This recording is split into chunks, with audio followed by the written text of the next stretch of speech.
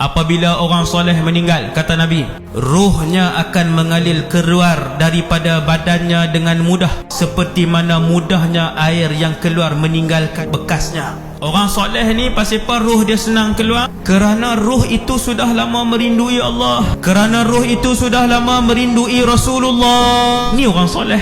Kemudian hamba Allah ni, hak soleh ni, malaikat pun mula tarik ruh dia. Waktu tu dia pun tahu nilah mati. Senyum tak dia? Senyum. Pasal apa?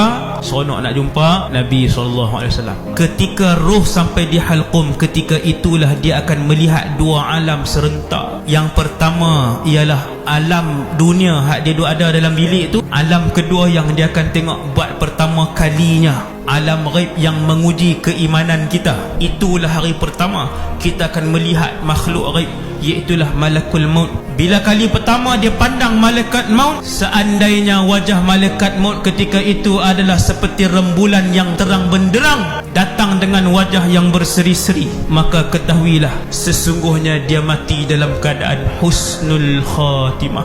Alhamdulillah. Tuan-tuan, siapa yang mati husnul khatimah, dia boleh lega dah. Sayyidina Uthman kata, alam barzakh ini adalah penentu. Sesiapa yang baik mati barzakhnya, maka mudahlah selepas alam-alam yang lainnya. Dan kata Sayyidina Uthman, sesiapa yang buruk barzakhnya, maka susahlah alam-alam yang selepas itu. Tuan-tuan sekalian, bila dah kafan dengan kafan kain daripada syurga, wangi-wangian daripada syurga, ke mana ruh akan pergi? Ruh akan dibawa sampai ke langit yang ketujuh untuk menghadap Allah Subhanahu Wa Taala. Lalu malaikat pun bawa, malaikat rahmat bawa kita sampailah ke langit yang pertama. Pintu langit pertama ditutup. Bila sampai di langit pertama, malaikat tanya siapa? Fulan bin Fulan. Cek nama, ada.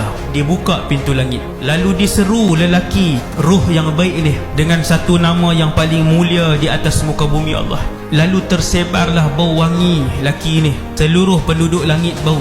Mereka kata, siapa ni manusia yang mulia ni? Malaikat tu pun jawab, Fulan bin Fulan. Nama kita. Naik langit apa semua, sampai langit 7. Allah Subhanahu Wa Taala puji dia. Kemudian Allah arahkan buku amalan dia. Dibawa buku amalan kita. Tak di mana? Satu tempat bernama Illiyin. Buku orang soleh letak di Illiyin. Habis letak di situ, kembalikan dia. Pergi ke mana? Alam barzakh. Turun balik daripada langit ke-7 tu, turun masuk bawah. Mayat kita, badan kita dimandikan, dikafankan, disolatkan, kemudian ditanam. Habis tahlil, talqin apa semua, orang pun dah tanam apa semua, orang pun akan tinggalkan kita. Kemudian lalu dia akan didudukkan oleh dua orang malaikat. Yang ni lah barzakh waktu tu.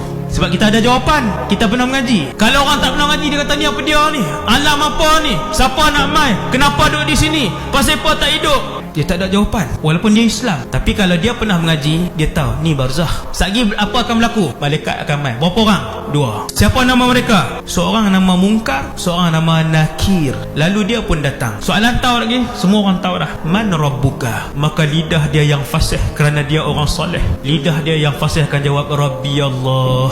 Malaikat seri muka. Malaikat tanya, ma dinuka? Lidah orang soleh yang fasih tadi akan jawab, diniyal Islam. Agama aku Islam. Siapa Nabi kamu? Nabi aku Muhammad. Akhirnya dia pun menjawab ke semua soalan. Setelah habis ditanya orang soleh tadi, dia pun lulus semua soalan. Akhirnya dia pun dipersilakan ke sebuah tempat dan negara yang indah. Nama negara itu adalah Raudhatan min Riyadil Jannah. Satu taman daripada taman syurga. Belum syurga lagi, tapi punyalah cantik. Di situlah alam barzakh, di situlah ruh orang soleh tinggal buat sementara waktu. Mereka berjalan, mereka berseronok, mereka boleh tengok dah kawasan dan tempat yang indah. Rehat dah. Apabila ruh dia dibawa ke situ, ruh lain pakat mai. Semua pakat mai ni, pakat mai rumun dia, pakat mai tanya, wahai Fulan, ni duduk mana tahu, nampak macam mana? Ni mati elok noh, mati elok tu duduk taman syurga. Allahu Akbar. Berehat dah, boleh rehat dah. Hak nak susah, hak nak letih ibadah dunia saja. Yang sudah duduk di taman syurga tak pernah kebulung untuk kembali ni, nak mai alam hak penuh dengan penipuan dan hasad dengki ni.